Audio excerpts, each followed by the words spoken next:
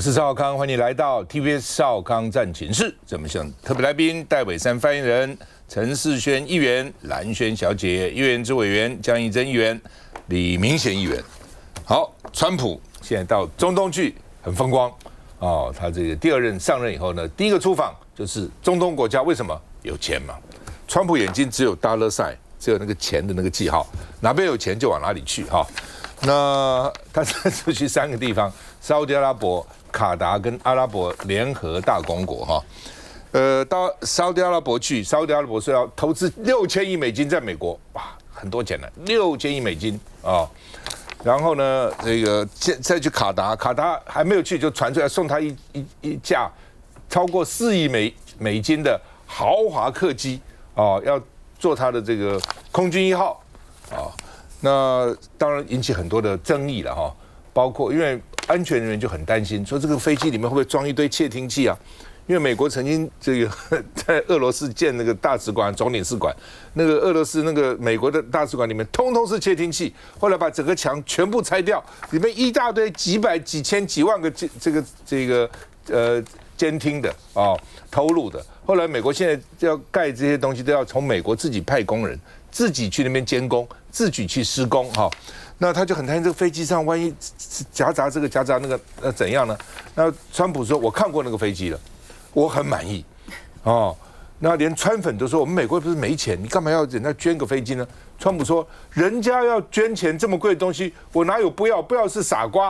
哇，川普实在很了不起哈。然后呢，而且呢，现在这个卡达的总理说，我们不是给川普的个人礼物，这是政府对政府、国防部对国防部我们送的。但这个飞机呢，是在川普任内给他做空军1号，卸任以后是不是给下一个总统？不是，卸任以后这个飞机要给川普图书馆基金会，还是川普的。所以是虽然讲是政府对政府，其实是送给他个人。哦，那川普也就大言不惭，脸皮厚就要收下哦。那 CNN 说呢，哇，这个中东国家排出了一个盛大的排场哦，你看没有？骆驼队有没有看没有？骆驼的这个仪队来迎接川普，你是没有看过骆驼仪队？你可能看过马队，有看过骆驼吗？也只有中东才有这么盛大啊，来欢迎。而且呢，现在表示中东国家崛起，有钱嘛啊。那另外呢，但是引起争议就是川普的家族企业哦，他的儿子在4月就先去了哦，然后呢宣布要盖一个川普大楼80层。哦，然后呢，还要这个建设呢，这个高级高尔夫球场、度假村哦，所以你看，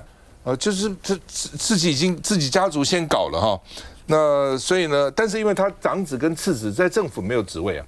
所以你也不能限制他家人经营什么东西啊，商业行为，但是有没有他爸爸的影响力？你自己想想有没有影响力？当然有嘛，哦。那反正呢，沙特阿拉伯说投资6000，纽约时报说6000亿了，说其实有灌水了哈，有一些还是美国人自己的投资了哈。那另外呢，这个很大的事情，川普跟叙利亚的总统夏拉见面，哦，说呢，这个川普说这个叙利亚愿意推广跟以色列外交正常化，25年双方领袖没有见面，现在见面了哈，而且他要解除对叙利亚的制裁，就宣布解除了哈。那另外呢，这个叙利亚这个总统夏拉曾经是恐怖分子，还被美国通缉，还悬赏3亿，哦，就悬赏这么多的钱，1000万美元哦。结果呢，过去的恐怖分子现在就变成坐上宾了，两个握手言和哈。那所以呢，美国官员都很错愕啊，川普就这样宣布了，事先也没开会，也没讨论，所以还搞不清楚要怎么执行呢？原来要这个制裁他，经济制裁、各种制裁、军事制裁、商业制裁，哦。那现在怎么办呢？另外，川普呢以前笑那个拜登叫做 Sleepy Joe， 打瞌睡的拜登，现在他自己也打瞌睡了，看到没？哦，要不要拍下来？因为他实在太累了，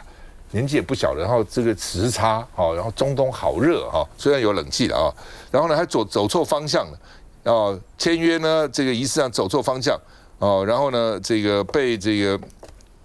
沙特的王储把他说：“哎，走错了哈！”所以呢，大家说他是不是已经逐渐拜登化？川普是不是拜登化？网络上就笑他。我们看一下。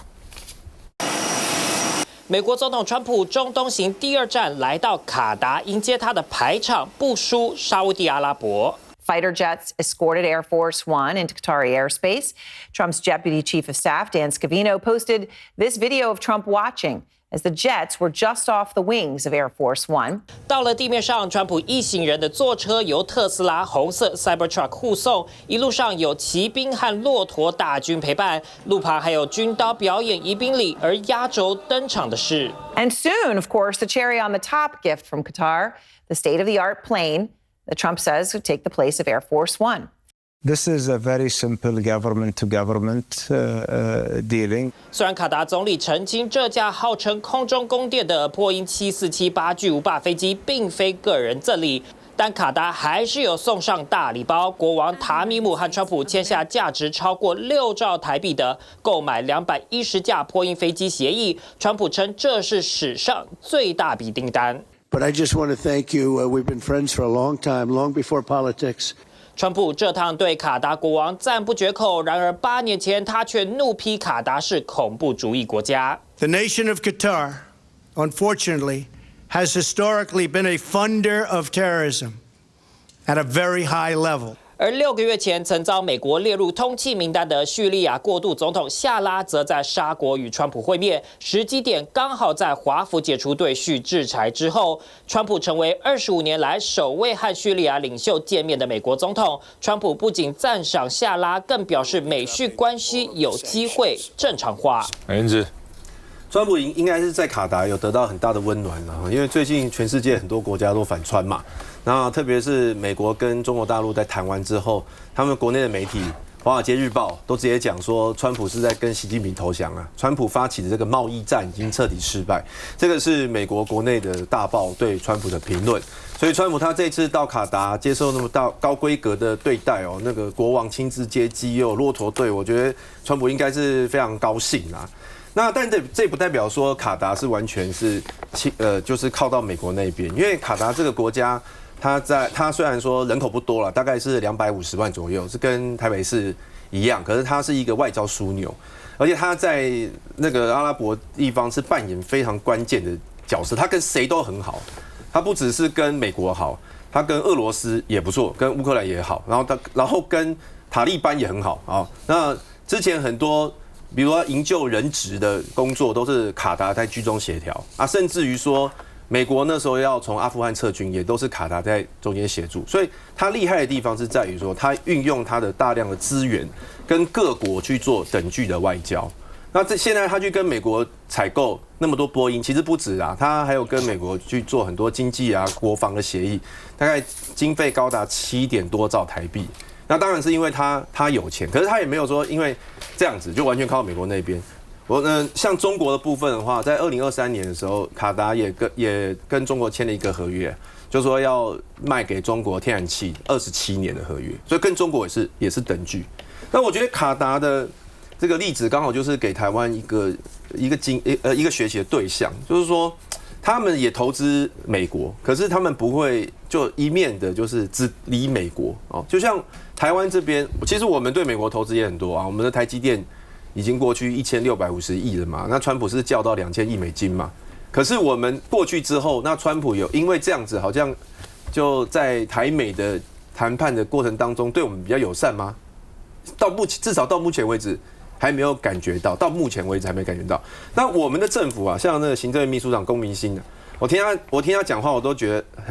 很紧张啊。他的讲法是说，美国强大，台湾才会安全啊。那他就站在美国的角度想，因为美国强大，我们才安全，所以难道是我们要燃烧自己照亮美国吗？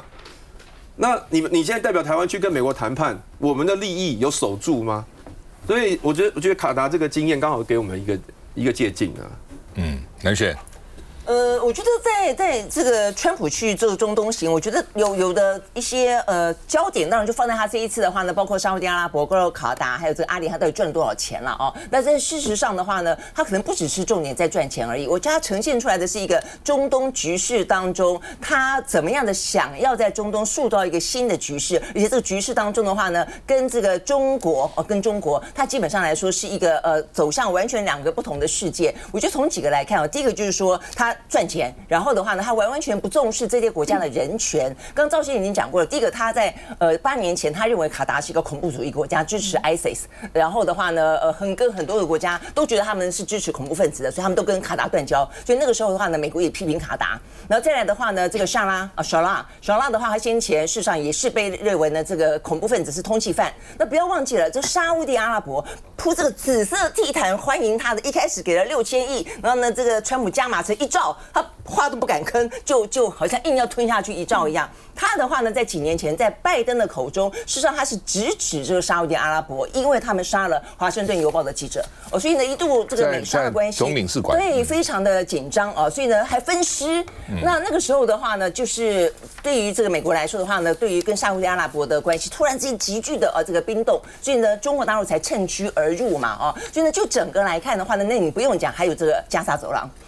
到目前为止的话呢，还在以色列的攻击当中，你很难想象川普人都已经到了中东地区了。一个呢，在几个月前他还满口的说要拯救加沙的人民，满口的说要把这个加沙变成什么中东的蔚蓝海岸，还说要开发这个房地产商，搞半天是因为他儿子在搞房地产，这就很夸张。到现在我看到这个最新的消息，联合国的这些救援组织还在讲说呢，现在的以色列非常糟糕的是，他不只是继续攻打加沙，他甚至封锁加沙，他不让救援物资进到加沙2个月的时间了。所以他们现在照出来很多照片跟影片里面的小孩子都头好大，眼睛好大，因为他瘦的脸颊都凹进去了，然后身体很小很小。所以呢，这样的一个人道危机正在加沙发生当中。所以你不要管我们刚刚讲到几个国家当中都存在有人权上的侵害跟人道上的危机，更不用说呢，在这个目前美国不断的支持以色列所以我觉得这样的一个状况，你会发现说呢，这个川普的整个的国际秩序跟他的价值观，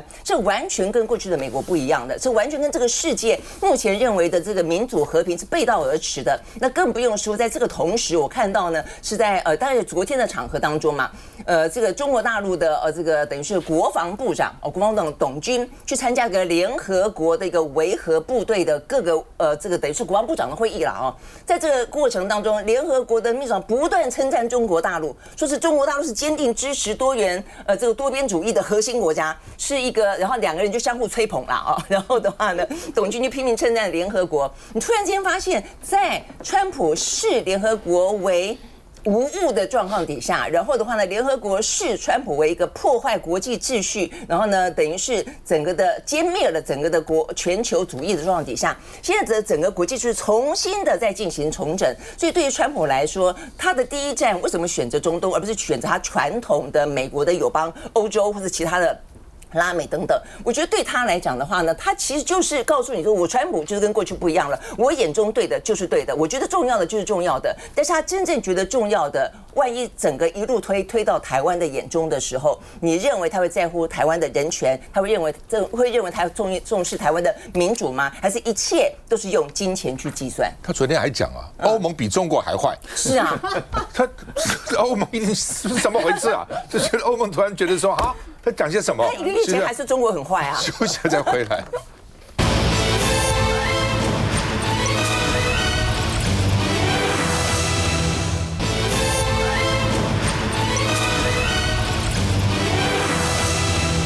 好，俄罗斯跟乌克兰要谈判，要在谈判那泽伦斯基当然很厉害了因为这其实刚刚川普美国希望他们谈判，那普丁就说我也愿意谈对不对？我愿意谈，而且在土耳其谈，在伊斯坦堡谈。因为呢，2022年的时候他们在伊斯坦堡谈，那时候刚打完没多久，在伊斯坦堡谈过。那这个泽伦斯基就很厉害，他说我要自己去，而且呢，除了普丁以外，我不跟任何人谈。那普丁去不去呢？我昨天讲我说我是普丁，我不会去的，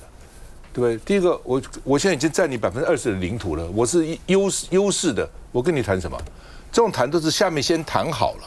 了，像川普到中东，一定已经谈好了嘛，对不对？然后我去只是签个字，怎么可能2个去谈嘛？中美谈关税也不可能2个总统去谈一定是都先谈差不多了，然后全部通个电话跟习近平，一定是这样，头跟头出来就是行礼如仪嘛。8字还没谈一撇，泽伦斯基说我在伊斯坦堡等你，泽伦斯基都会表演对不对？那你川普只要答应了，泽伦斯基下一个一定说公开，让记者来采访，然后我在那边修理你一顿。普丁，我认为普丁口才没有泽伦斯基好，表演也没有泽伦斯基会表演，所以普丁干嘛要去呢？他当然不去嘛。那这个时候呢，这个泽伦斯基很厉害，就川普也来啊，希望美国也来。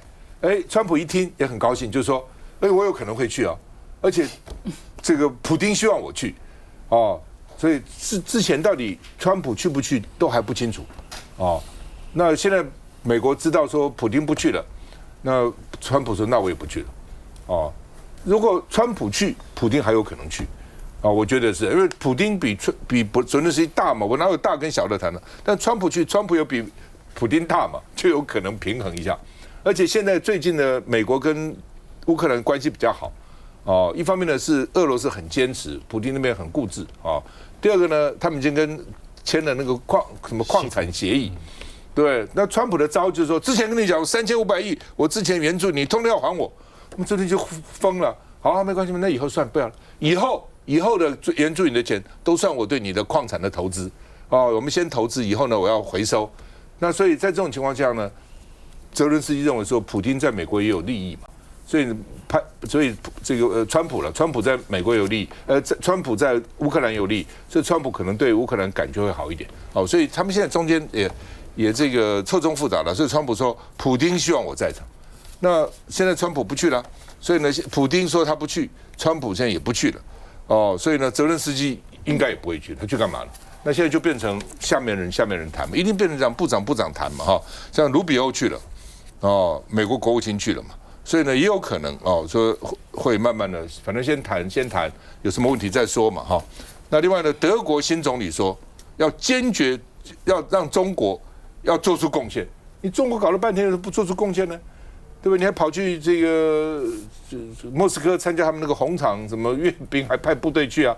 对不对？你跟乌克兰也很好，你的辽宁舰航空母舰第一艘就是乌克兰做的，你们关系原来也很好啊，你应该做出贡献你不能躲起来那另外呢，这个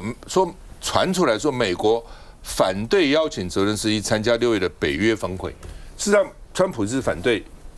这个乌克兰参加北约的，但是虽然他不是北约的成员国，但是以前会也可以参加嘛，也可以做观察员啊什么。但是传出来说，川普连这个都反对，不要来，北约跟你无关那另外呢，这个说这次普丁被逼入墙角，要你来啊，对不对？你不来就是你孬种啊，你不敢啊。所以呢，泽伦斯基有没有可能再崛起？这是大家看的那另外呢，英国金融时报说，美国有2个原因。转变对乌克兰立场，就我刚讲，第一个普丁太强硬，第二个呢就是矿产协议。但是呢，他说也未必会去对俄国施加非常大的压力。我们看一下，周四准备在土耳其伊斯坦堡登场的俄乌和谈，现在确定看不到俄罗斯总统普京身影。We are hours away from the start of peace talk. President Vladimir Putin, not listed among the delegation, attending the meeting in Turkey. 克里姆林宫几乎是压线公布代表团名单，成员包括普京的助手，也是过去多次担任谈判代表的梅丁斯基、国防部副部长冯明、军情局局长科斯特科夫，还有副外长格鲁金。Я очікую, хто прибуде від Росії, тоді буду визначати, які кроки варто робити Україні. Сигнали від них в медіа поки已经启程前往土耳其的泽伦斯基确定见不到普京，周四会先和土耳其总统埃尔段碰面。至于前几天不停卖关子的美国总统川普，则透过白宫证实不会参加，将由国务卿卢比欧代表出席。就在此时，北约最近几年最大规模的联合军演在挪威登场，由美国战机载着特种部队训练，剑指模拟俄罗斯西进北约势力范围的威胁。毕竟普京实在难以捉摸。But I think it's also important to overestimate how much Putin really cares about what Trump thinks. Russia has isolated itself from the outside world, tried to get immune to the sanctions already against it. 明明是俄罗斯主动抛出和谈，普京却食言缺席，就连川普施压也没用，这也让还没登场的土耳其会谈先提前蒙上阴影。那一针。我觉得这个俄罗斯跟乌克兰之间呢要有解哈，可能对川普要学这个卡达哈。你看到我们上一趴大家在讨论这个卡达，对不对？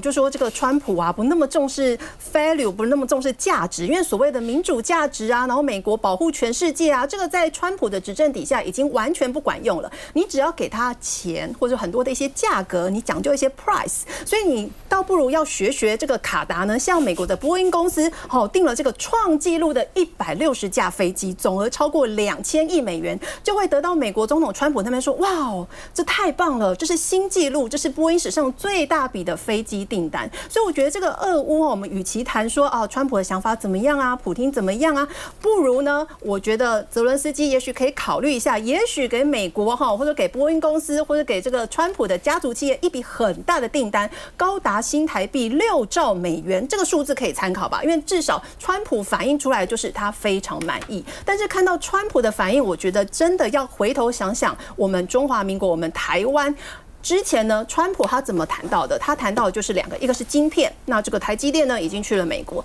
另外一个就是军购。军购的话，我们知道，不管是川普的这个国安顾问 O'Brien， 他说要提高到5%， GDP 的5%，大概是1.3兆的新台币。另外呢，今年3月这个国防部的政策次长又说，没有啊，我觉得太低了，应该要 GDP 的10%，是新台币的2.6兆。那你就看一下啦，下个礼拜就是赖清德的执政周年，他会不会提到更多的要提高台湾的 GDP 这样子的军购，还是说会像今年2月呢？释出来的消息是说，台湾考虑向美国采购大概70亿到100亿。这个是 GDP 多少呢？大概只有台湾 GDP 的1左右。所以川普要你提高7%，你只提高1%，真的也是创纪录就像川普说的创纪录，但是是创纪录的低呀。来，伟善。是我们会看到，其实普丁他也需要一个下台阶啦，因为对他来说，其实整个俄罗斯内部的经济其实也是有受创，那再来是他的人民也是过得很辛苦，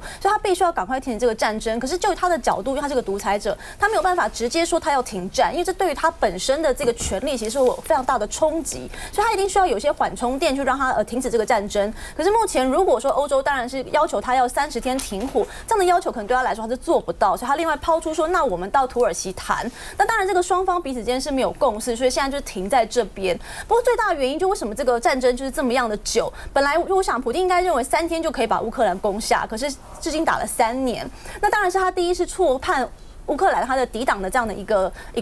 态势，那当然也是西方国家很快速就介入这个经济上的制裁等等的，所以让这个普丁他其实没有办法这么施展身手，再加上整个的武器的这个运用上面，可是也不是这么的顺畅。可是打到现在也没有办法去阻止普丁持续进攻，当然很大原因也是因为西方国家本身在政经利益上其实是不太一致的，所以造成没有办法直接的钳制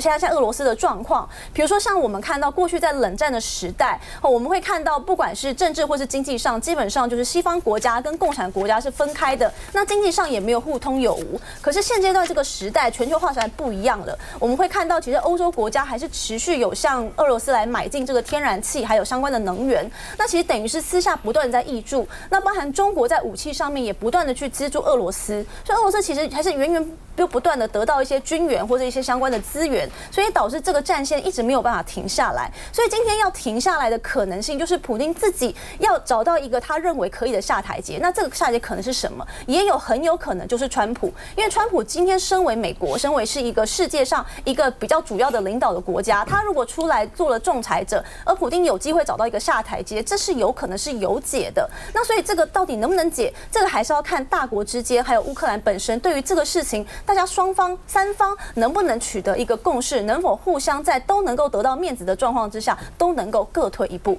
好吧，新教宗这个发表演讲嘛，最后一句话就是说不要再有战争了。好，所以其实我们也很希望看到俄罗斯跟乌克兰的战争赶快停止。好，对双方来讲，特别是对人民来讲，都是一个很大的这个灾难而且双方其实都死了不少人了那也都是每一个人都是一条生命你看到那个战争本来。就像伟山讲的，本来大概以为只有1个礼拜、2个礼拜就结束，就打了3年乌克兰那个韧性也很强了大概普丁也没想到了。不过这一战打完以后，俄罗斯我看也从原来说美苏我看这一下，大家也发觉不打仗不知道，一打仗发觉哇，搞了半天你也不过如此哈。所以很多时候呢，战争很残酷，不过战争也像照妖镜一样，照出你的原形来。我们休息一下再回来。